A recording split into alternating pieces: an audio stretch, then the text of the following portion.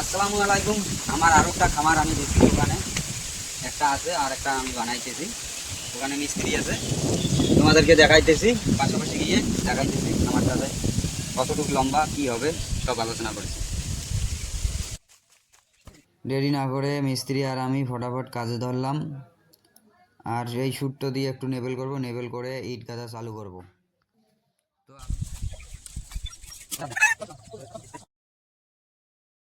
আপনারা দেখতে পাচ্ছেন 3 আদ্যা আমাদের গাঁথা কমপ্লিট। এখন ওই দিকে ধরবো।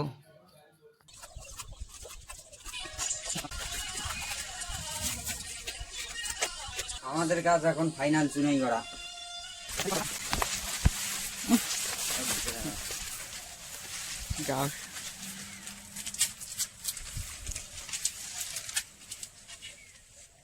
আমাদের দেশের তাজা ভুট্টা এখন কমলা আছে, বড়া হওয়ার জন্য অনেক উপকার। তো এটা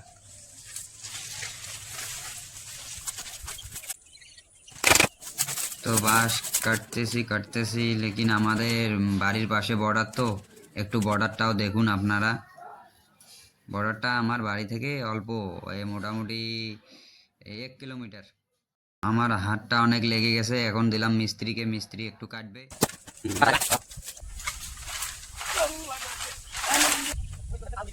টানাটানি করলাম, তাও বাঁশটা বের করতে পারলাম না। এখন আমি উপরে উঠে যা ডালগুলো আছে ঝিকগুলো কেটে দেবো তাড়াতাড়ি।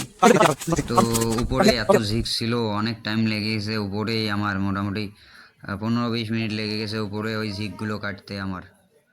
আর উপরটাও তো একটু ভয় লাগে হালকা হালকা আমাকে।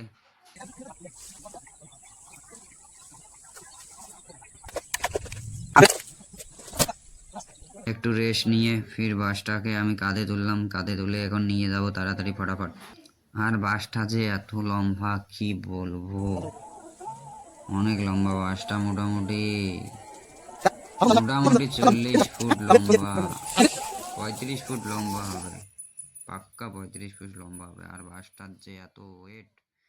তো এই যে আমার মিস্ত্রি একটা ছোট বাস নিছে, ছোট বাস নিয়ে মিস্ত্রি যাইতেছে। মিস্ত্রি আমার চলে গেছে, বুঝছেন। মোর ঘরটা আর্জেন্ট ফাইনাল করা হয়, কাজটা ফাইনাল করি আজকে। পুরো এটা ভিতরে পরিষ্কার করেন, কালকে সকালবেলা বাইরে এটা করে দিন। মাটি ফেলা হবে, আরো অনেক কাজ। খামারটা ফটাফট রেডি করা লাগবে। ঠিক আছে, সাথে থাকবেন, ভিডিওটা বেশি বেশি শেয়ার করবেন।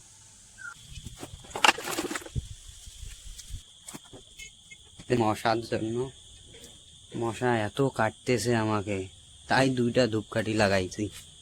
এখন তো রাত হয়ে গেছে। এই যে আমার লাল লাল মশা,